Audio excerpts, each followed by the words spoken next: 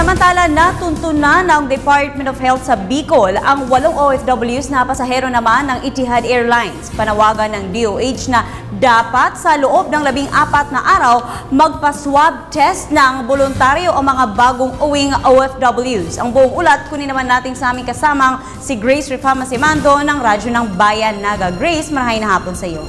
Yes, maray na hapon, Princess. Ipinahayag ngayon ng Department of Health Bicol na natuntunan nila ang whereabouts ng 8 Bicolano OFWs na pasahero ng Etihad Airlines mula sa Middle East at dumating sa bansa Abril 15.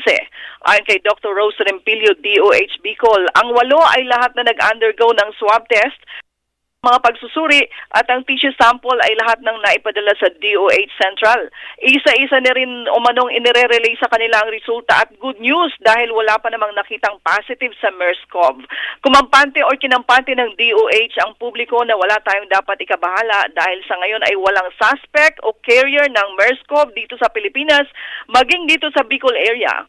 Ang pagkuha daw ng swab test sa mga OFWs na mula sa Middle East ay hindi nangangahulugan na sila ay may MERS-CoV, kundi ito'y prevention lang at pag-iingat lang upang patuloy na maprotektahan sila at upang malaman na hindi sila kontaminado ng virus mula sa Middle East.